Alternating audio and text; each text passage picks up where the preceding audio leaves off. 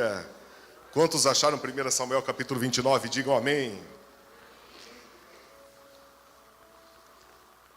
Quem não achou é antes de 2 Samuel. Eu ajudo sempre você a achar a Bíblia. Se tem uma pessoa que ajuda você a encontrar livro, é o Daniel aqui, né? Achou 2 Samuel, volta primeiro. Pronto, está localizado. Se não, ecame na veia que você aprende. Vamos lá.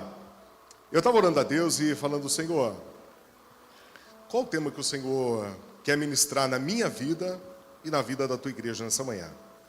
E o Senhor me deu um tema, e esse tema é: não está perdido. Teve 3, 4 que recebeu, mas olha para o irmão do lado e diga assim para ele: hoje Deus quer falar para você que não está perdido. Fala para ele. Não está perdido. Amém? 1 Samuel capítulo 29, verso 1 diz assim: os filisteus se reuniram, todas as suas tropas em Afeque. Israel acampou junto à fonte de Jezreel. Enquanto os governantes filisteus avançavam com seus grupos de 100 e de 1000, Davi e seus homens iam na retaguarda com Ax. Os comandantes dos filisteus perguntaram: o que esses hebreus fazem aqui? Ax respondeu: este é Davi, que era oficial de Saul, rei de Israel. Ele já está comigo há mais de 1 ano, e desde o dia que ele deixou Saul, nada fez que mereça desconfiança. Verso 4. Contudo, os comandantes filisteus se iraram contra ele e disseram: mande embora esse homem para a cidade que você lhe designou. E ele não deveria ir para a guerra conosco, senão se tornará nosso adversário durante o combate. Qual seria a melhor maneira de recuperar a boa vontade de seu senhor, senão à custa da cabeça de nossos homens? Não é ele o Davi, de quem cantava em suas danças: Saul abateu os seus milhares e Davi suas dezenas de milhares? Então Ax chamou a Davi e lhe disse: juro pelo nome do Senhor que você tem sido leal e ficaria contente em tê-lo servindo comigo no exército. Desde o dia em que você veio a mim, nunca desconfiei de você, mas os governantes não aprovaram. Agora volte e vá em paz, e não faça nada que desagrade os governantes filisteus. Capítulo 30, meus irmãos. Quando Davi e seus soldados chegaram a Ziclague no 3º dia, os amalequitas tinham atacado o Neguebe e incendiado a cidade de Ziclague. Levaram como prisioneiros os 2 jovens, os que lá estavam, as mulheres, os jovens e os idosos. E ninguém mataram, mas os levaram consigo quando prosseguiram no seu caminho. E ao chegarem a Ziclague, Davi e os seus soldados encontraram a cidade destruída pelo fogo e viram que suas mulheres e seus filhos tinham sido levados como prisioneiros. Então Davi e seus soldados choraram em alta voz até não terem mais força. As 2 mulheres de Davi também tinham sido levadas: Ainoã de Jezreel, Abigail de Carmelo, a que fora mulher de Nabal. Davi ficou profundamente angustiado, pois os homens falavam em apedrejá-lo. Todos estavam amargurados por causa dos seus filhos e suas filhas. Davi, porém, fortaleceu-se no Senhor, o seu? Glória a Deus. Meus irmãos, toda promessa na vida do cristão, ela requer disposição para que a gente possa passar pelos processos até a sua concretização. Todo mundo tem uma promessa aqui, sim? Amém? Através de Cristo Jesus, todos nós temos uma promessa. Mas para que essa promessa ela venha se cumprir na tua vida, ela requer de você disposição para passar por ela. Mas aí eu faço uma pergunta: entretanto, o que fazer quando a dor e a aflição ela tira o teu foco da promessa de Deus? O que eu devo fazer?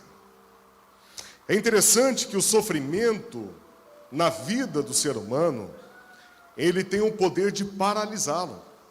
Você já percebeu que quando a pessoa ela passa por uma situação, às vezes extrema, essa situação ela tem o poder de paralisar a pessoa, ao ponto que ela não consegue reagir e nem saber qual atitude tomar. Se nós formos dar um exemplo, o exemplo de Gideão. A Bíblia fala que Gideão, quando Deus chama Gideão para um propósito, para livrar Israel, Gideão olha para o anjo que estava falando com ele e diz assim, quando o anjo fala para ele que você é valente e valoroso e o Senhor vai te usar para livrar Israel, Gideão olhou para o anjo e falou, eu sou menor na casa do meu pai. Quantas pessoas melhores do que eu, Gideão estava falando, e foi escolher logo a mim. É porque Deus conhece o potencial que há dentro de cada um de nós.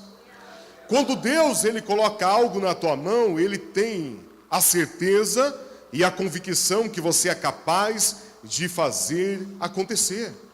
Porque Ele já é contigo, a vitória no Senhor já está garantida, amém, irmãos?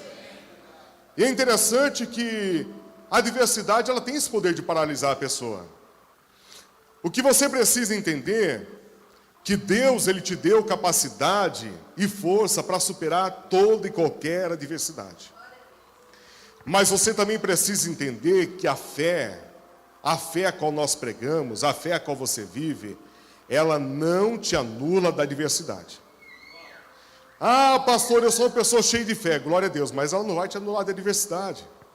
Você precisa entender que a fé que o Senhor coloca em você, ela te ajuda como um propulsor para saltar muralhas, para avançar, para prosseguir, para chegar até lá, até o cumprimento do propósito.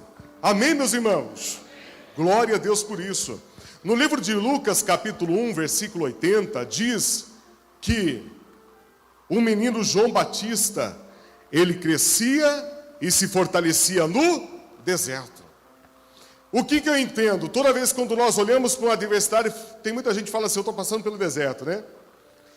E a gente precisa entender que o deserto é o lugar onde o Senhor te dá crescimento e fortalecimento. Todo viajante, quando ele está no deserto, ele clama a Deus para encontrar uma palmeira chamada tamareira, né? O apóstolo ou alguns irmãos que já foram para Israel sabem que é algo comum de se encontrar lá é a tamareira. E a única árvore que você encontra ela no deserto, linda e vistosa e dando fruto. É interessante que a palmeira ela nos dá grandes ensinamentos aqui. Porque a Bíblia diz em Salmos que o Senhor nos compara com uma palmeira. Por que Deus nos compara com uma palmeira em Salmos? Porque a palmeira ela resiste ao deserto. É interessante que na terra árida, a raiz da palmeira, ela força na terra para trazer os nutrientes numa terra seca. E quanto mais seca a terra está, e quanto mais ela força, mais doce sai o fruto dela. Você pode perceber que os melhores abacaxi plantados no Brasil é local onde a terra é seca. Porque quanto mais a raiz força para encontrar água, mais a doçura ela vem na cabeça. Você está entendendo o que Deus está falando? Eu lembro o dia que eu fui naquelas casas de empório e comprei uma tamareira, né? A tâmara, né? Eu comprei uma tâmara e comia tão docinha, irmão. É tão gostoso o negócio, né? A Sofia assustou, porque quando eu trouxe assim, parecia umas baratas, né? É verdade, ela falou, nossa, parece uma barata o negócio, né? Só parece, viu, irmão? Mas é tâmara, tá? A tâmara seca, né? Mas é interessante que a árvore, ela nos dá um ensinamento interessante. Por quê? Porque a tua raiz, ela está à procura de águas. A tua vida está firmada em águas, que é Jesus. E quanto mais você busca, quanto mais você vai atrás da palavra, dos propósitos de Deus, mais essa doçura realça na tua vida. Essa doçura do Evangelho. E é interessante que a palmeira ela tem algo muito bacana. Quando o vento ele vem forte numa palmeira nova, ela chega a envergar, mas ela não quebra. Você já viu a palmeira? Quando você olha a palmeira, ela enverga, mas ela não quebra. Sabe por quê, irmãos? Porque assim é a vida do cristão. Quando o vento ele bate contra você, a tua casa, a tua família, É o momento que você enverga o teu rosto, ele vai ao pó, você busca a face de Deus, lá você fala com Deus, e quando esse vento passa, você se coloca de pé de novo. Alguém já viu aquele bonequinho, ele tem até o nome, quem for João aqui me perdoe, porque eu não acho que deveria colocar seu nome, mas tem um bonequinho chamado João Bobo, né? Mike de Bobo. Mike de Bobo não tem nada, já viu esse bonequinho? Quem já viu esse bonequinho? Quem já brincou com ele também, né? Ah, irmão, você tem um ladinho de criança aí, vai? Você gosta de brincar com esse negócio? E eu lembro uma vez que a gente foi na loja Americanas, vendia um pinguim, né? Pinguinzinho que é João Bobo também, tem o mesmo... E a gente encheu lá, e eu lembro que a Sofia dava umas porradas, o Miguel também, o bichinho ele envergava no chão, daqui a pouco ele estava de pé de novo. E quando eu olhei para aquele bonequinho, eu aprendi uma lição com ele. Eu falei que toda pancada que ele levava, por mais que ele caía, mas ele não ficava no chão, ele se levantava. Só que aí passou um tempo que aquele negocinho furou, e ele começou a murchar. E como ele começou a murchar, ele não tinha mais aquela rapidez, ele começou a ir para o chão. Aí eu falei, então o que significa isso? Enquanto o bonequinho estiver cheio, pode vir a pancada que for, ele cai, mas ele levanta. Mas quando ele está vazio, ele não consegue se levantar. Você está entendendo? Quanto mais você se enche de Deus, quanto mais você busca a face dele, quanto mais você está na presença do Pai, pode alguém tentar bater, te derrubar, mas o Senhor te coloca de pé. Pode alguém na tua empresa te perseguir, mas o Senhor te exalta lá e te coloca de pé. Pode alguém fazer algo contra a tua vida, um parente falar mal de você, se levantar contra a tua família, pode acontecer o que acontecer, mas a hora que você bater no chão, o Senhor te coloca de pé de novo, irmão, porque você está cheio dele. E se não estiver cheio, começa a se encher nessa manhã. Diga, Pai, eu estou aqui, encha minha alma, eu quero ser cheio de ti. Amém? Glória a Deus. É interessante como as coisas ensinam a gente, né? E a nossa vida é como a palmeira. Pode vir o vento que for, mas não vai te derrubar. E é interessante que a palmeira também ela serve de sombra para o viajante, traz descanso para a alma. A sua vida diante desse mundo tem que ser a sombra de Cristo para muitos. Aonde você estiver, por onde você passar, com quem você falar, as pessoas têm que falar assim, eu tenho que estar perto desse rapaz, perto dessa moça, porque tem algo diferente nele, eu preciso estar junto com ele. Porque você está levando a essência de Cristo em você. Amém, queridos? Então, eu quero que você entenda que a promessa, ela não está ligada à circunstância, e sim àquele que te prometeu. E a Bíblia diz que quem prometeu é fiel para cumprir. Então você vai olhar para esse irmão do teu lado, vai dar aquele sorrisão para ele, nem que for com os pivôzinhos encaixados, dá um sorriso para ele, diga assim para ele. É isso daí, irmão. Fala assim, a promessa está ligada àquele que prometeu. E quem prometeu é fiel. Diga aí, quem prometeu é fiel para cumprir. Você pode dar um glória a Deus por isso? Aleluia. Para Jesus, meus irmãos. Glória a Deus.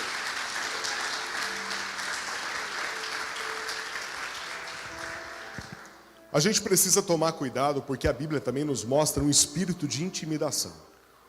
Quando a gente pega a 1 Reis, no capítulo 18, a Bíblia fala sobre a grande conquista de Elias, quando ele vai no Monte Carmelo, lá ele prepara o altar, Deus responde com fogo, ele mata os profetas. Após essa grande conquista, havia uma rainha endemoniada, chamada Jezabel. Essa mulher, ela lança uma ameaça contra Elias, falando que a cabeça dele estaria numa bandeja naquele mesmo dia. Elias, ele encontra num grande desespero ao ponto que ele foge. E a única coisa que ele pede para Deus é, me mate. Ele entra numa profunda depressão. Mas aí a gente vai analisar e ver por que tudo isso aconteceu. Porque Elias temeu a intimidação de Jezabel. E a gente está vivendo uma época que esse espírito ainda continua atuando. Esse espírito de Jezabel continua ainda intimidando muitas pessoas. Tem pessoas que acabam abrindo mão do chamado, do propósito, daquilo que Deus tem para fazer na vida dele, até mesmo da vida profissional, porque foi intimidado por esse espírito.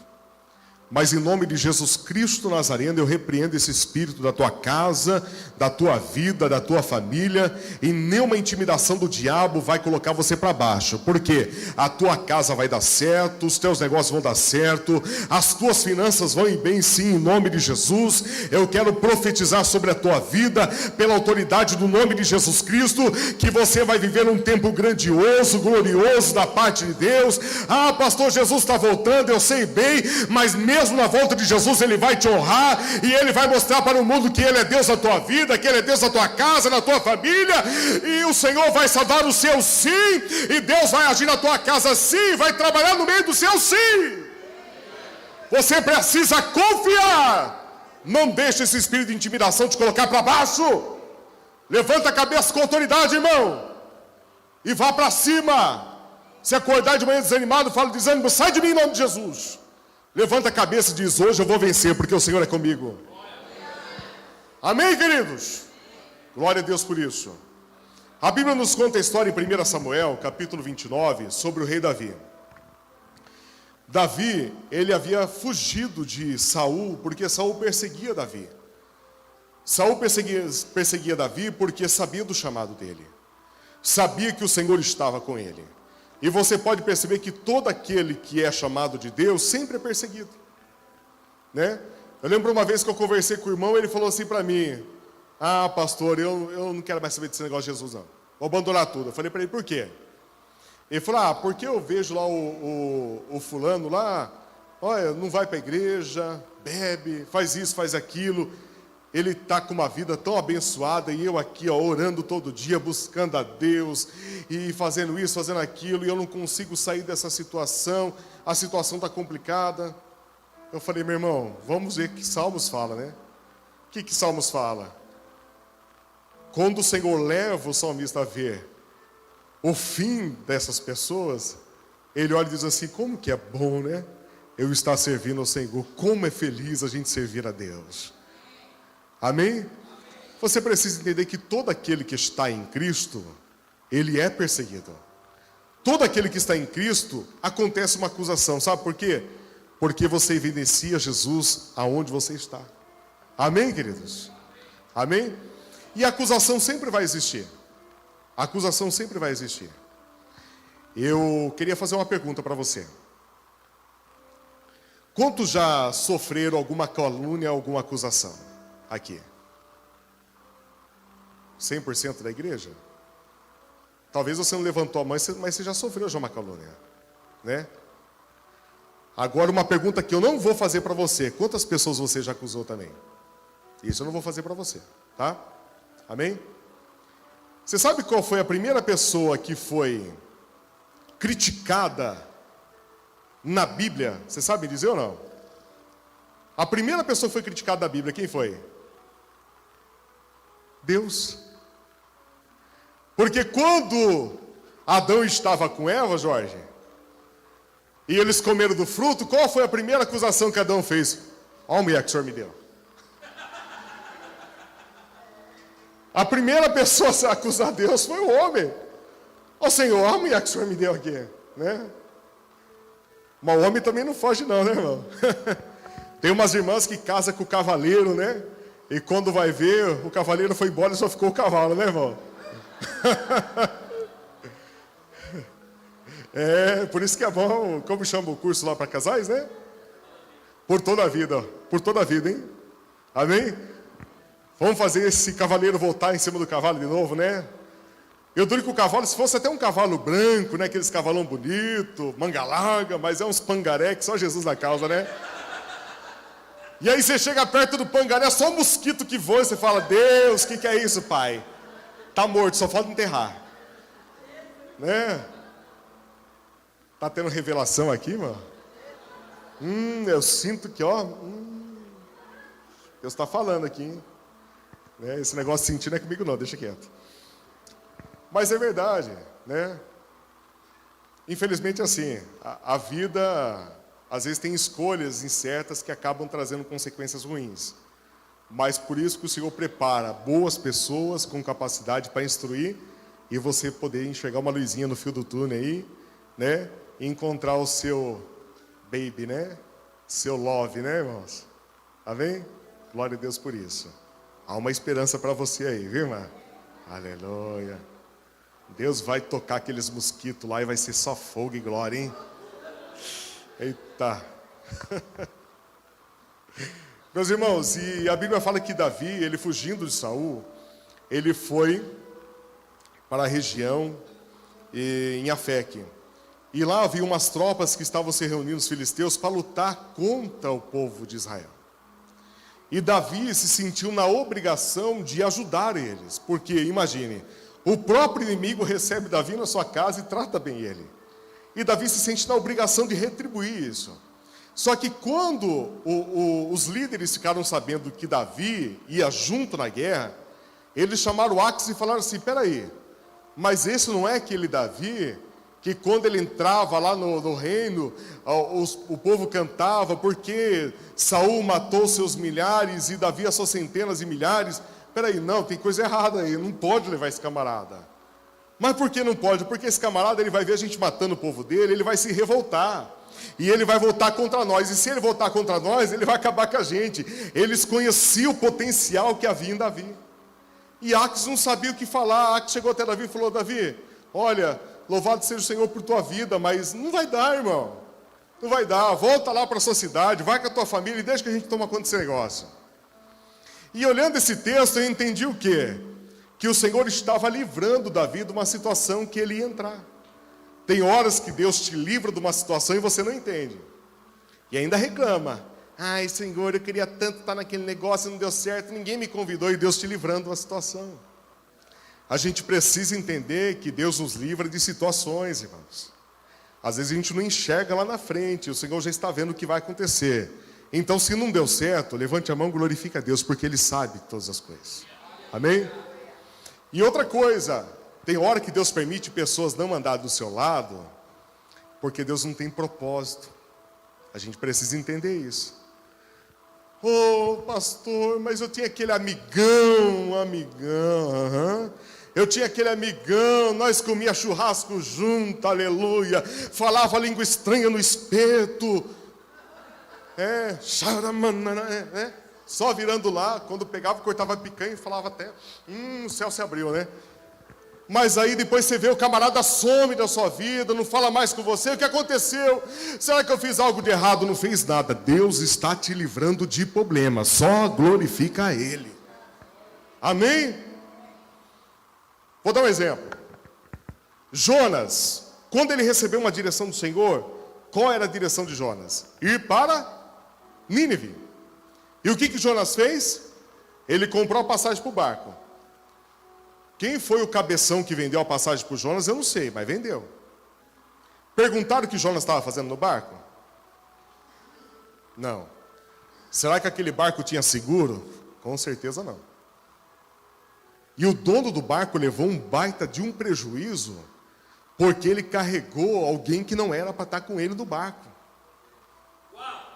Mas o profeta é profetão, pastor. Ele revela até com os pezinhos, parecendo que vai voar assim, ó. Batendo asa. É cheio da unção, dá até um xaramanaia. Irmão, ele pode ser até bênção, mas por propósito de Deus na tua vida, não é. No tempo ministerial que eu tive como pastor, eu até conversei um dia com o apóstolo, eu falei para ele, né? Eu falei, eu não quero dirigir igreja. Eu falei mesmo, deixa eu ficar na barra da saia da mãe, né? Como diz, né? Você gruda e anda junto, mas eu ajudo, nós lava o banheiro, nós seca, nós faz isso, faz aquilo, mas não deixa eu dirigir a igreja. Ele falou, por quê? Eu falei, tanta gente que passou do meu lado falando, irmão, nós vamos junto até no céu. Esse negócio chega até a tremer as pernas. Eu lembro o dia que chegou um irmão e falou assim, nós vamos junto até no céu. Eu não saio dessa igreja. É assim, pastor Fernando. Os camaradas são assim, né? E a gente que tem um coração bom, mas é assim, coração bom, né? Se o pastor não tiver coração bom, você não recebe ninguém. Isso é fato. Você começa a desconfiar de todo mundo, né? Eu glorifico a Deus pela vida do pai ministerial que nós temos aqui. Tem um coração muito bom. E a gente tem que estar junto com ele, para ficar vigiando esses urubuzão aí, né? E aí o que acontece? Porque se vier uns urubus, nós já dá umas voadoras neles lá, né? dá um kung fu ministerial lá e fala, vaza daqui, que aqui não é seu lugar não. E aí o que acontece? Eu recebia tanta pessoa, não, pastor, estamos juntos, vamos para o céu, e não sei o que lá. Só se for para o céu das cabras, né, irmão? Porque até hoje não está mais comigo. É verdade, o camarada fala mal de você, você ajuda, ele sai falando mal da igreja, conta coisas que não existem, e você ainda acaba ficando mal na história, né? Eu lembro do camarada que ele falava assim para mim, que ele ia ajudar eu, que a gente ia crescer, que o Senhor ia honrar. Quando eu fui ver, ele já estava fazendo culto na garagem da casa dele, convidando os irmãos para abrir uma igreja. Sabe o que é isso? É infidelidade. Nós vivemos numa época que as pessoas são infiéis. Lá atrás, né, há muitos anos atrás, a alegria das pessoas era ser fiel ao seu ministério. Ser fiel primeiramente a Deus e Jesus. E ao seu ministério. Mas estamos vivendo uma época tipo, se falar uma coisa e não gostar, eu vou embora. Tem igreja lá, me aceita. Né? E aí, irmão, e o céu? Será que o céu te aceita também? Né? Então toma cuidado com quem vai andar com você. Não é qualquer um que pode subir no barco da tua vida, não. Mas Jonas profetiza, pastor. Deixa ele profetizar para outro canto, mas leva Jesus no seu barco, porque vai dar certo. Deus está trazendo alerta para pessoas aqui. Toma cuidado com aqueles que estão chegando pertinho de você, irmão. Ora.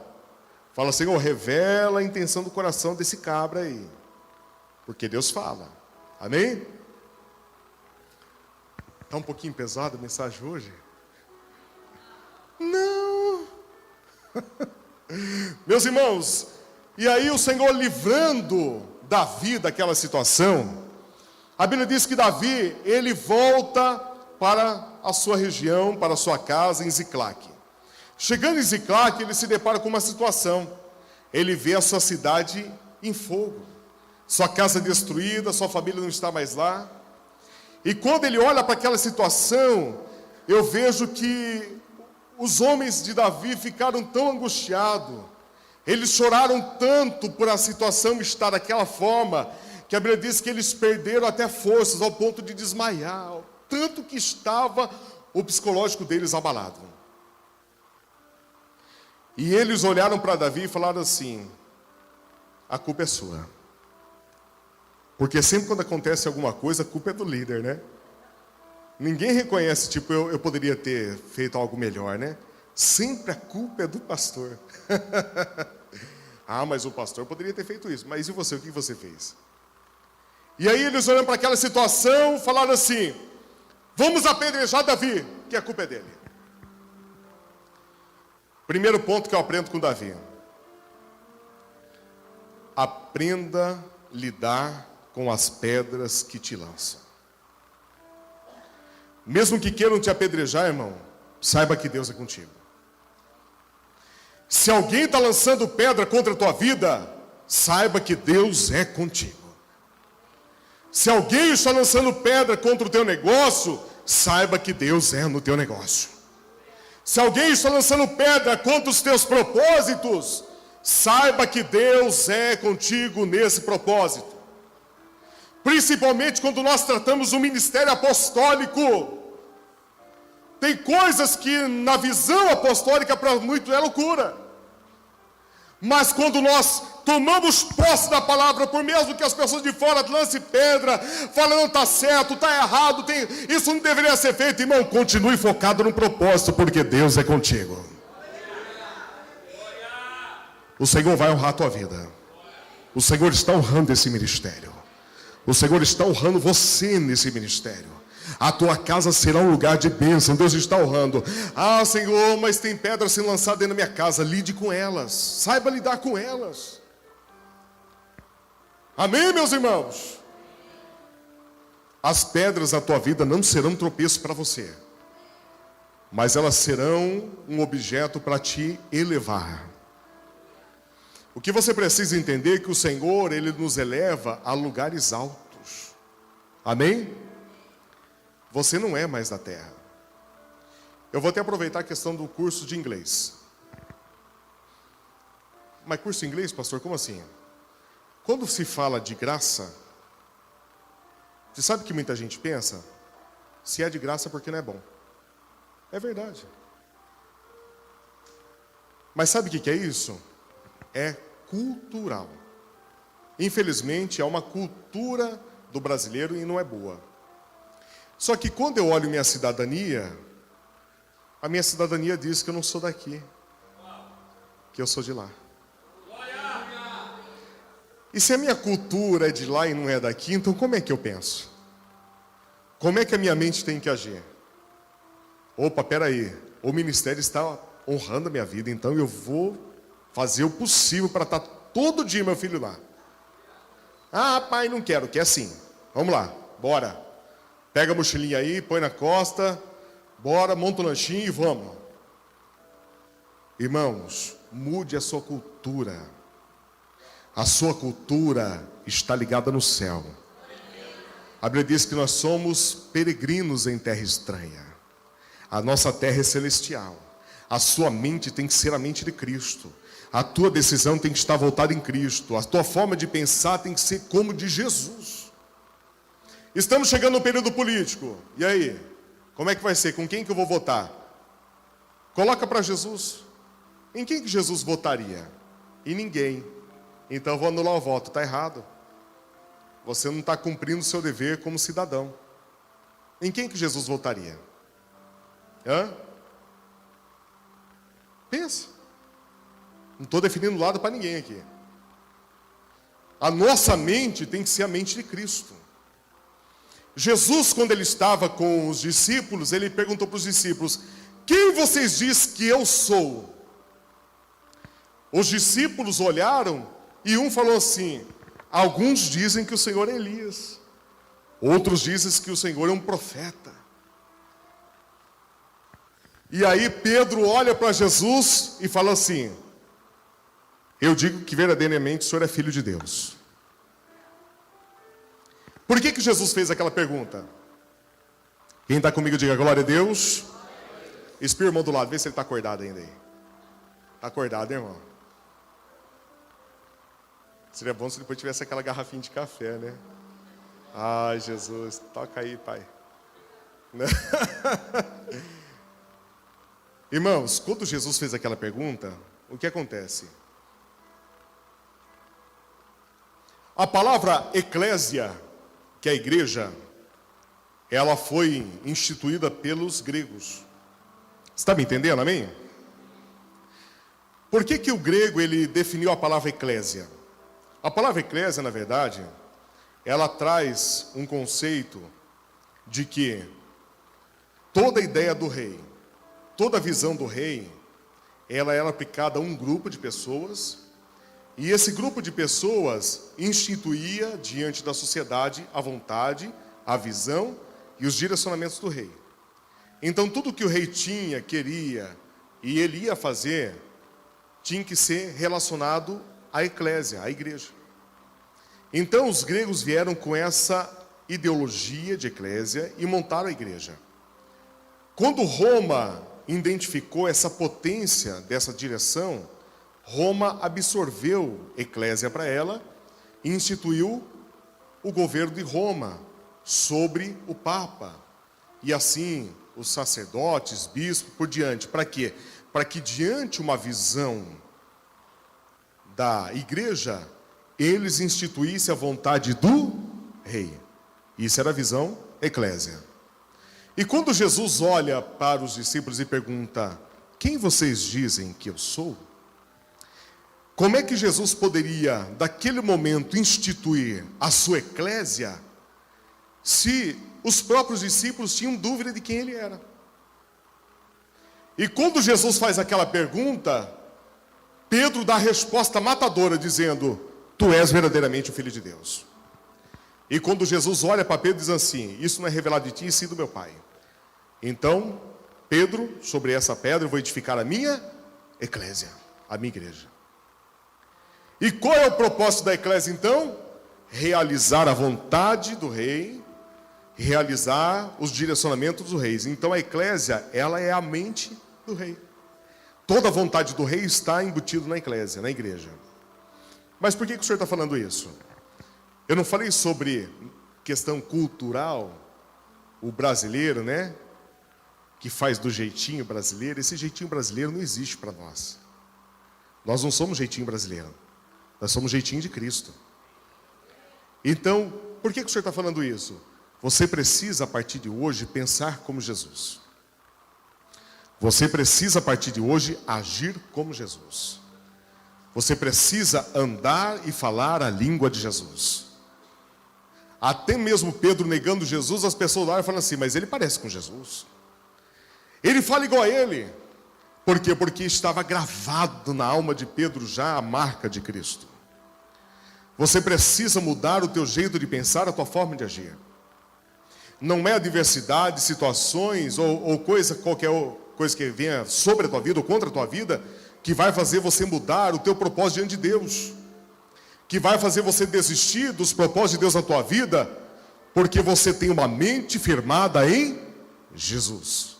Você está entendendo? Amém? Glória a Deus. Vamos começar a pensar como a nossa cidade celestial. Vamos começar agora a pensar como Cristo. Amém, irmão? Então você vai olhar para o irmão do teu lado e vai falar assim para ele: a partir de hoje, eu e você só vamos falar como Cristo falaria. Vamos pensar como Cristo pensaria. E vamos agir como Jesus agiria. Agora você fala para a pessoa aí: eu quero só ver. Vou ver amanhã. Começa segunda-feira. Ai, Jesus, misericórdia, segunda-feira tem que trabalhar. Será que Jesus faria igual a você? Aí aquele filho acorda de manhã, às 6 horas da manhã, e a mãe fala: vamos se arrumar para ir para a escola. Ah, eu não estou com vontade de ir para a escola. Jesus faria isso?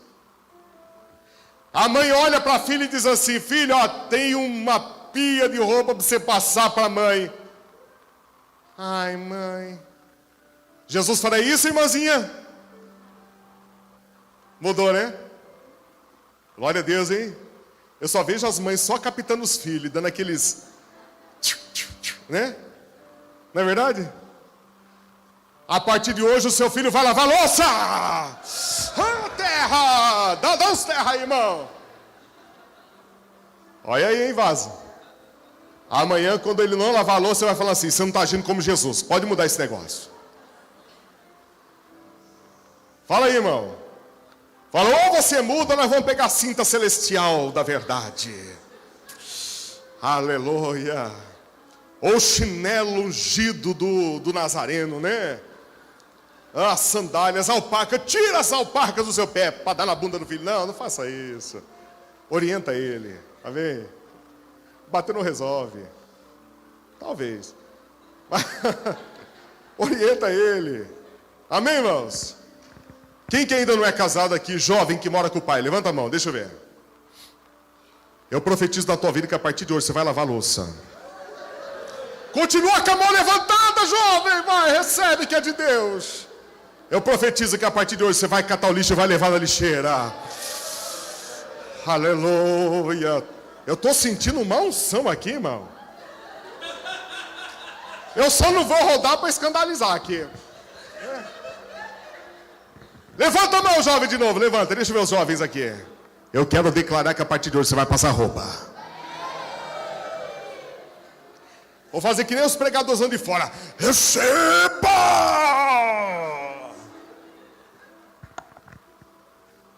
Ô jovens, se vocês quiserem me procurar depois do culto, vocês não vão me achar que eu vou fugir do canto ali. Vai ter um jovem que vai falar assim: por que o senhor pregou aquilo? Vocês não vão me achar, eu vou fugir antes de vocês. Irmãos, nós temos que tomar a nossa mente como a mente de Jesus. Amém?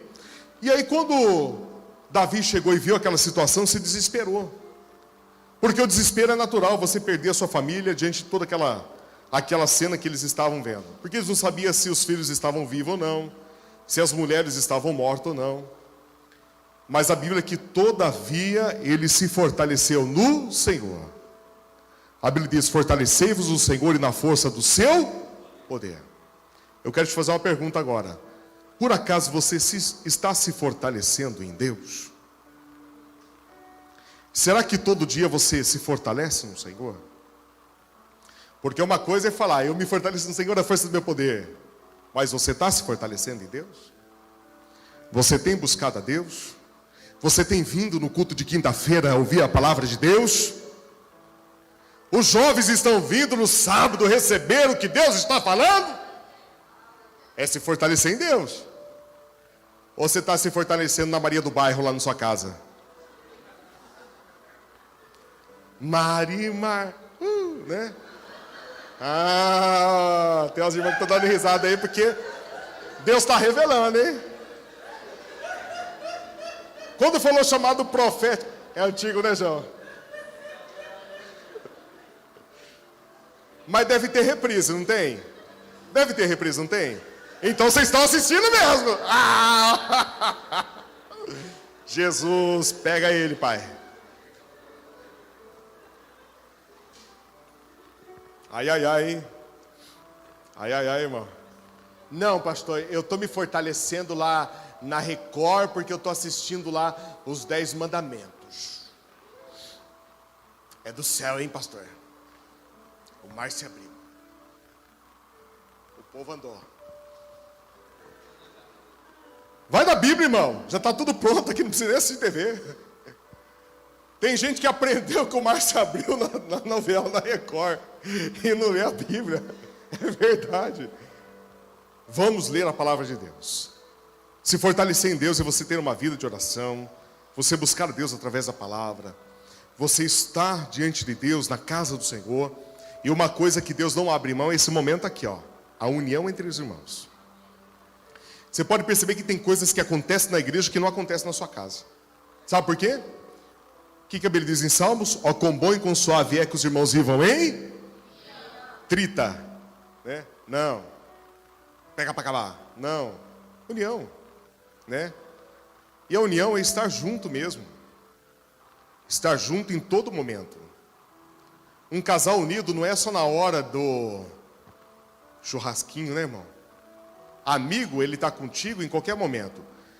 A nossa mão é uma representação dos amigos. O seu amigo, ele tem que estar com você nos momentos bons da vida e nos momentos ruins. É como um vale. Subiu, está bem, está contigo. Desceu, está no vale, está contigo. Não importa o momento que passar. A união é a gente estar junto todo momento. E nós estamos juntos, irmão. Amém? Glória a Deus por isso. E a Bíblia fala que a unção, este óleo, ele é derramado na união. Então, quando a sua vida está em união, a sua casa, seu casamento, a sua família, há uma unção de Deus sendo derramada sobre ela. Então, por isso que é a importância da união. Amém? Quando o casal vai dormir à noite brigado, irmão, o diabo ele vai operar nessa briga aí. Tem que se acertar. Ó, eu sei que eu errei mesmo, você também errou, nós não é certo, né? Nós é pecador mesmo, me perdoe, vamos acertar esse negócio aqui. Mas não vamos dormir brigado, não. Tudo bem que a irmã vai dormir com aquele beicinho, né? Mas, pelo menos pede perdão, irmão. Ah, pastor, mas ela é dura, viu? Eu já falei com ela, Falei, rapaz, a Bíblia diz que as misericórdias do Senhor é a causa de não sermos consumidos. O Senhor fala para a gente perdoar 70 vezes. Você não perdoa nenhuma. Perdoa. Ame. Ama sua esposa, irmã. Mesmo que o pangarezinho aí, mas ama ele. Os pangaré também ajudam a puxar a carroça, né? Uma utilidade ele tem. Mas ame, perdoe, é importante.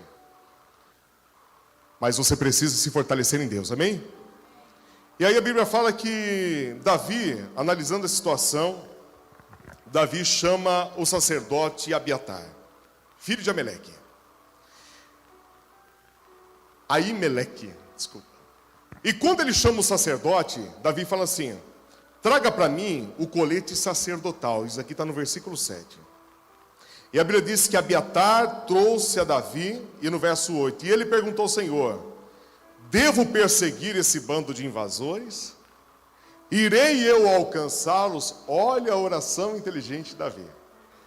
Mas uma coisa que me chama a atenção, apóstolo, é que antes dele falar com o Senhor, ele pediu o colete sacerdotal. Ele não entrou na presença de Deus de qualquer maneira. Ele se preparou para falar com o Senhor. Mas diante de uma guerra, tinha alguém que estava lá para dar o colete para ele. Irmão, será que essa obra pode contar com você para dar o colete para o apóstolo? Será que essa obra pode contar com você para ajudar o irmão que está aí do seu lado? E é interessante que quando ele pegou o colete sacerdotal, ele vestiu, e ele buscou o Senhor, a Bíblia fala que o Senhor respondeu a oração dele. Ele poderia muito bem, Davi, ter pego os soldados, falar, vamos montar aqui nos camelos, né, jumento, não sei o que eles tinham lá na época, vamos montar aqui nos cavalos e vamos correr nesse deserto aí para tentar achar esses caras. Mas antes dele sair do lugar, mesmo com o coração quebrado da situação, mesmo na adversidade, a primeira atitude dele foi orar ao Senhor. E é uma coisa que a gente tem dificuldade, eu falo gente porque eu também. A gente tem dificuldade de orar primeiro a Deus. A gente primeiro faz e depois ora. É ou não é? Ou é só eu?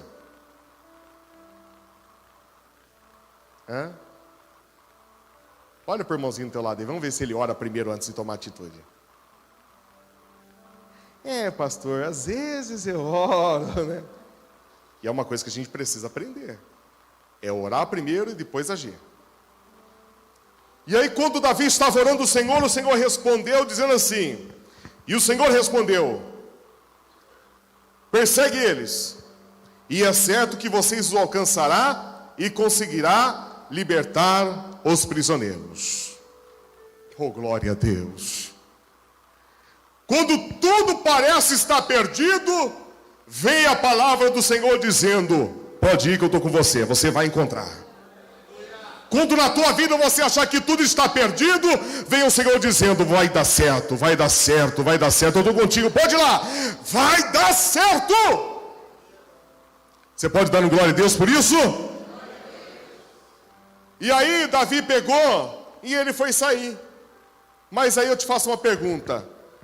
Lendo o texto no capítulo 30, Deus falou para Davi para onde que ele tinha que ir? Sim ou não? Deus só deu uma palavra. E qual foi a palavra que Deus deu? Você vai encontrar. Mas para onde ele deveria começar? O Senhor não falou.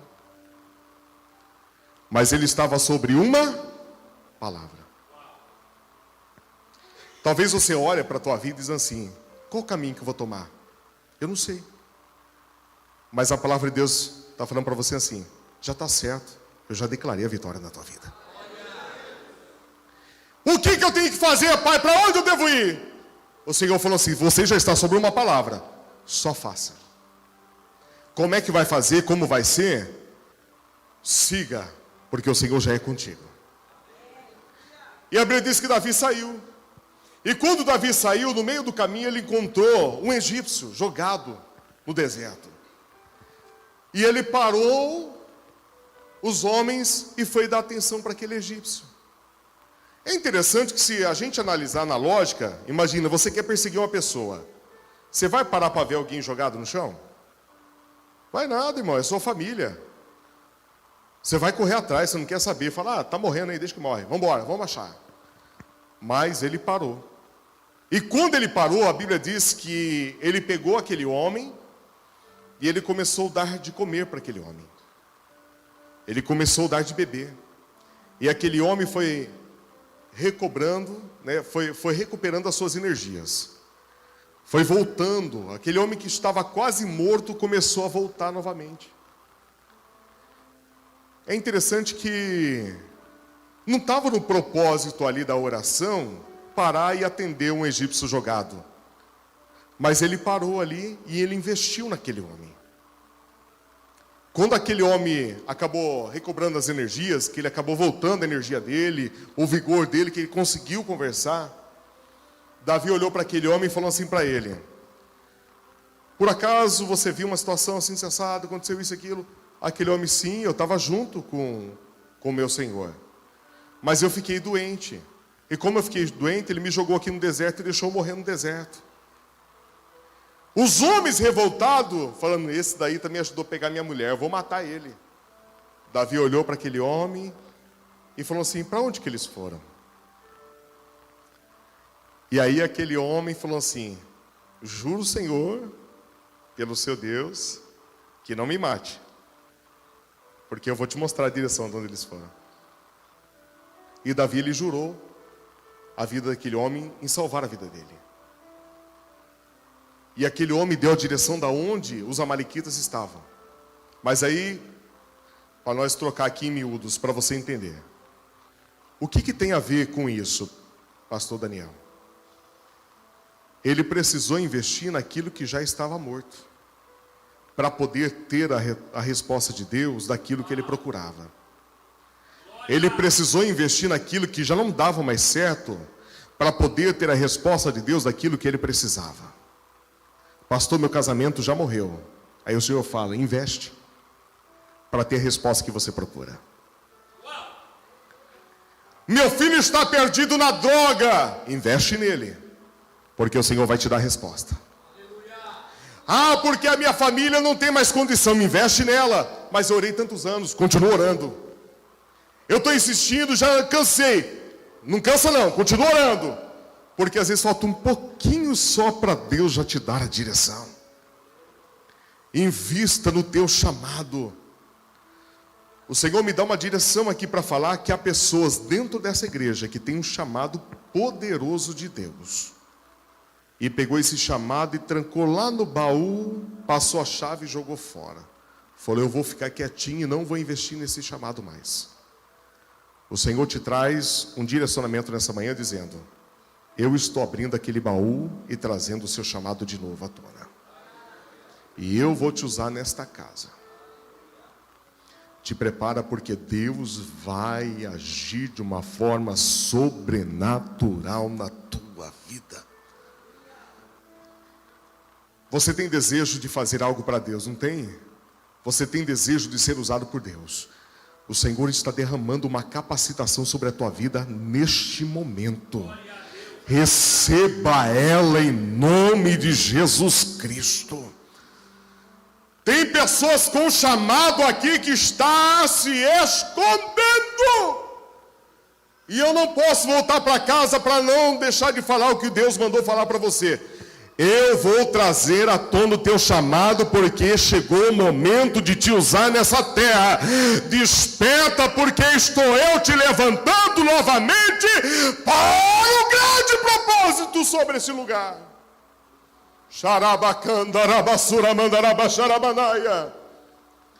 O Senhor quer que você invista na tua vida, no teu chamado, na tua família, para você poder viver o propósito de Deus a cada dia. Quem está entendendo, levante a mão e adore a Ele, adore a Ele, adore a Ele. Oh, aleluia, toda glória e honra ao Senhor.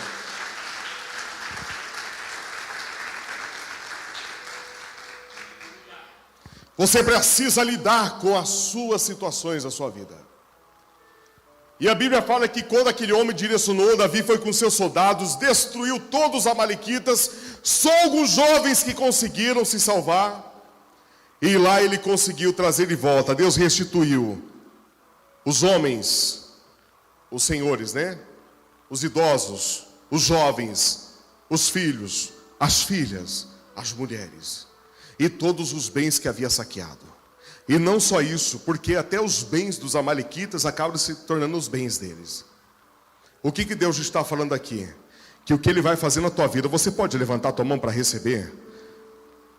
O que Deus vai fazer na tua vida, o que Deus vai fazer na tua casa, no teu trabalho, na tua empresa, no teu ministério, vai ser algo tão impactante e poderoso, que vai mudar a história dessa cidade. E o que o Senhor vai realizar, o que Deus vai realizar na tua vida vai ser algo tão tremendo, que vai vir numa porção tão dobrada, recalcada e sacudida, que você vai ter para dar e para emprestar. Deus vai te honrar de uma forma poderosa, e eu declaro esta vitória sobre a tua vida, em nome de Jesus. Amém, meus irmãos? O Senhor é contigo. Deus vai restituir de volta aquilo que foi levado por diabo. Deus vai trazer de volta os anos que foram consumidos pelo gafanhoto.